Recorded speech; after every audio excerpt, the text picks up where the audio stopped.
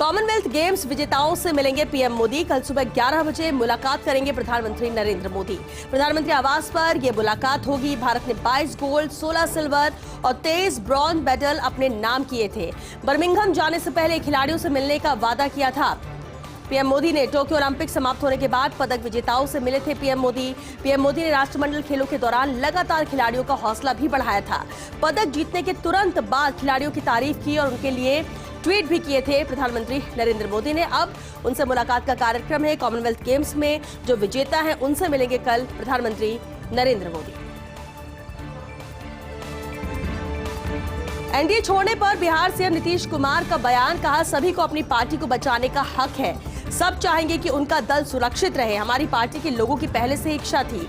RCP Singh ने party में बहुत गड़बड़ किया। हारने वालों ने बताया कि बीजेपी के लोगों ने हराया है। 2024 आने दीजिए, देख लेंगे। विपक्ष को एकजुट करने की कोशिश करेंगे। देश में आज ईडी, सीबीआई का दुरुपयोग हो रहा है।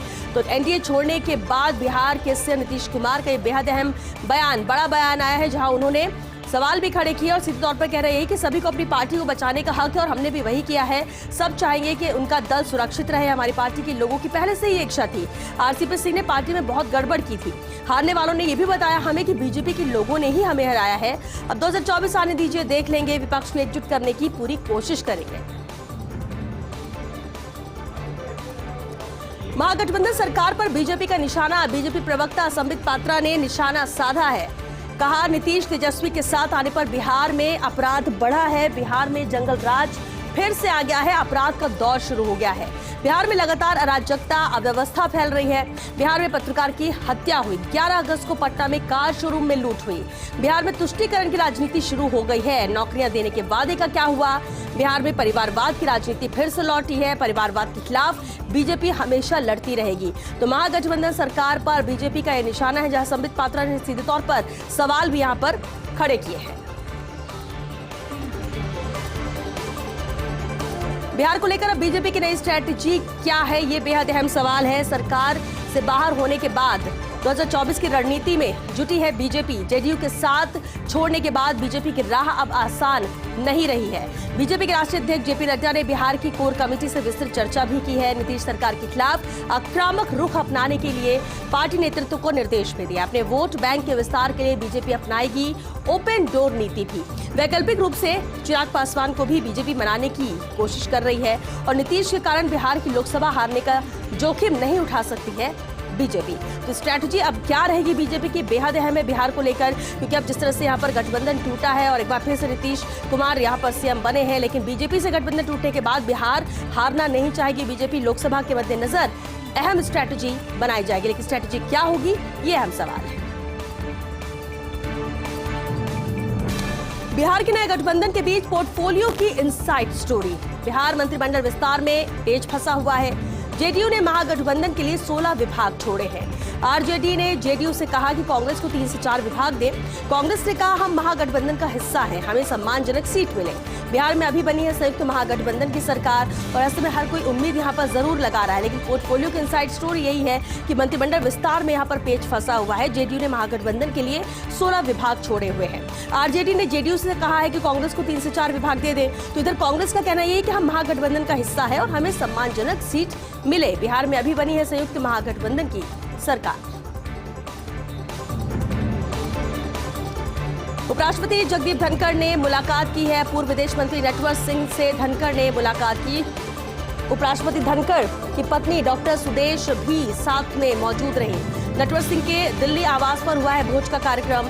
नटवर सिंह के पुत्र जगत सिंह भी इस दौरान मौजूद रहे। तो उपराष्ट्रपति जगदीप धनखड़ ने अहम मुलाकात की है। पूर्व विदेश मंत्री नटवर सिंह से धनखड़ ने मुलाकात की। उपराष्ट्रपति धनखड़ की पत्नी डॉक्टर सुदेश भी इस दौरान उनके साथ मौजूद रहे।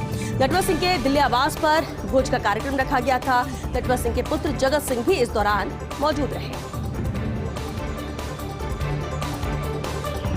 जल्द जल्द राहुल गांधी एक मांग पूरी करेंगे। कांग्रेस के नेताओं से सीधे संवाद का सिलसिला शुरू करेंगे। ब्लॉक स्तर तक के कार्यकर्ता से संवाद का सिलसिला शुरू होगा। कांग्रेस के अंदर लंबे समय से नेता ये मांग उठा रहे थे और आधी समस्या तो तभी दूर हो जाएगी जब राहुल का मिलने का सिलसिला शुरू होगा। और अभी बड़े बड़े नेताओं की भी मुलाकात नहीं हो पाती है। कुछ सालों पहले राहुल नियमित तौर पर मिलते थे। पिछले कुछ सालों में कम्युनिकेशन गैप पैदा हो गया है। नतीजा ये निकला कि कार्यकर्ता सीधे अपना फीडबैक नहीं दे पा रहे थे। इंदिरा राजीव युग के नेता भी चाहते थे राहुल मिलना शुरू करें और हर प्रदेश के नेताओं से मिलने का समय यहां पर तय हो। अब राहुल टीम इस दिशा में काम कर रही है। राहुल खुद जिलों में जाकर भी नेताओं से सीधे मिल सकते हैं। राहुल की रुचि जमीनी नेताओं और कार्यकर्ताओं से मिलने में रहेगी। उद्धव ठाकरे को एक झटका देंगे एकनाथ शिंदे। मुंबई में खुलेगा एक और शिवसेना भवन। मुंबई के दादर इलाके में शिवसेना भवन बनेगा। एकनाथ शिंदे चाहते हैं कि दादर में हो उनकी पार्टी का एक विशाल कार्यालय। शिंदे समूह के विधायक सदा सरवणकर ने दी है जानकारी से लेकर और साथ ही कहा कि जल्द ही उस दिशा में हम कदम उठाएंगे। एकनाथ शिंदे ही तय करेंगे पार्टी कार्यालय का नाम आखिर क्या होगा, लेकिन एक और पार्टी कार्यालय बनाने की यहाँ पूरी तैयारी की जा रही है शिवसेना की। केंद्रीय सूचना एवं प्रसारण मंत्री अनुराग ठाकुर की देश के युवाओं से अपील। युवाओं से 13 से 15 अगस्त के बीच अपने घरों में तिरंगा फहराने की अपील की है। साथ ही कहा आइए आजादी का अमृत महोत्सव मनाएं। 13 से 15 अगस्त हर घर तिरंगा फहराएं। युवा सबसे ऊंची जगह पर तिरंगा फहराने का संकल्प लें। युवाओं के इस कदम से हमारा देश मजबूत होगा और 130 करोड़ भारतीय संकल्प की भावना से साथ आएंगे। और सभी युवाओं से अपील ये की है अनुराग ठाकुर ने। सीधे तौर पर अपील यही कि 13 से 15 अगस्त के बीच अपने घरों में तिरंगा फहराएं। आइए आजादी का अमृत महोत्सव साथ में मनाएं। 13 से 15 अगस्त तक हर घर तिरंगा फहराएं। युवा सबसे ऊंची जगह पर तिरंगा फहराने का संकल्प लें और युवाओं के इस कदम से हमारा देश मजबूत होगा और 130 करोड़ भारतीय संकल्प की भावना के साथ साथ आएंगे। अरुण साव को बनाया छत्तीसगढ़ बीजेपी का प्रदेश अध्यक्ष। बिलासपुर से सांसद अरुण साव को ये जिम्मेदारी सौंपी गई है। पिछले कुछ समय से सांसदों को प्रदेश अध्यक्ष की कमान दी जा रही है। गुजरात, एमपी, हिमाचल, बिहार सहित कई प्रदेशों के प्रदेश अध्यक्ष भी बने हैं सांसद भी। ऐसे में क्या बीजेपी किसी नए प्लान पर कोई काम कर रही है, ये सवाल जरूर उठता है।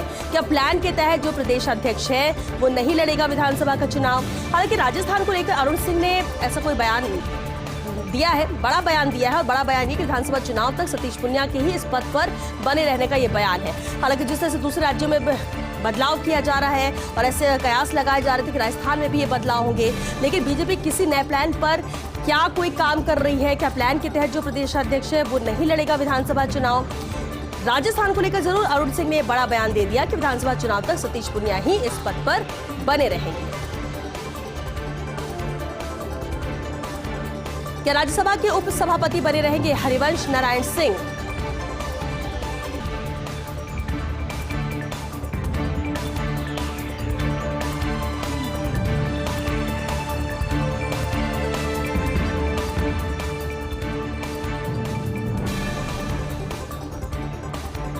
तो जेडीयू बीजेपी गठबंधन टूटने के बाद अब ये सवाल उठ रहे हैं। जेडीयू की तरफ से उप सभापति बने थे हरिवंश नारायण सिंह, लेकिन गठबंधन टूटने के बाद भी पद पर हरिवंश रह सकते हैं।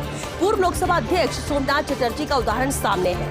वामपंथी दलों ने वापस ले लिया था यूपीए 1 सरकार से समर्थन और इसके बाद भी लोकसभा अध्यक्ष बने रहे थे सोमनाथ चटर्जी। जेडीयू बड़ी बेसब्री से हरिवंश के अगले कदम का इंतजार यहाँ पर कर रही है कि आखिर हरिवंश का अगला कदम क्या होगा, लेकिन क्या वो पद पर बने रहेंगे ये भी एक अहम सवाल है। क्योंकि जेडीयू बीजेपी गठबंधन टूटने के बाद अब ये सवाल उठ रहे हैं। लेकिन गठबंधन टूटने के बाद भी पद पर हरिवंश रह सकते हैं, क्योंकि पहले भी लोकसभा अध्यक्ष सोमनाथ चटर्जी का उदाहरण सामने है। वामपंथी दलों ने वापस समर्थन ले लिया था यूपीए 1 में, लेकिन इसके बाद भी लोकसभा अध्यक्ष सोमनाथ चटर्जी बन रहे थे। तो अब इंतजार के फैसले का हो रहा है। कांग्रेस महासचिव और राजस्थान प्रभारी अजय माकन कोरोना पॉजिटिव हो गए हैं। अजय माकन ने ट्वीट कर ये जानकारी दी है। कल शाम हल्का बुखार आने के बाद मैंने आरटीपीसीआर टेस्ट कराया जो कि पॉजिटिव है। मुझे कोई अन्य लक्षण नहीं है, फिर भी डॉक्टरों की सलाह पर मैंने अपने आप को अलग कर लिया है और जो लोग भी मेरे संपर्क में आए हैं उनसे अनुरोध है कि वे सभी अपना ध्यान रखें। तो ट्वीट के जरिए ये जानकारी अजय माकन ने दी। राजस्थान को प्रदेश प्रभारी हैं कांग्रेस के अजय माकन, जिन्होंने ट्वीट कर जानकारी दी कि वो कोरोना पॉजिटिव हो गए हैं। कल शाम हल्का बुखार आने के बाद RT-PCR टेस्ट कराया जो कि पॉजिटिव है और मुझे कोई अन्य लक्षण नहीं है। फिर भी डॉक्टरों की सलाह पर मैंने अपने आप को अलग कर लिया है।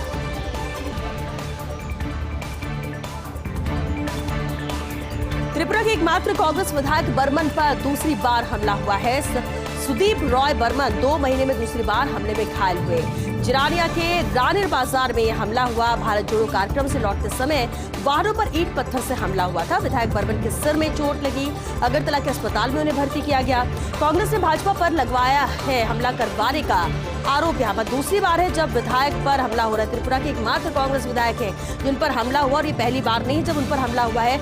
ऐसा दूसरी बार हो रहा है जब विधायक बर्मन के पर हमला किया गया जिससे उनके सिर पर चोट लगी है। अगरतला के अस्पताल में उन्हें भर्ती कराया गया है और सीधे तौर पर कांग्रेस ने भाजपा पर हमला करवाने का आरोप लगाया।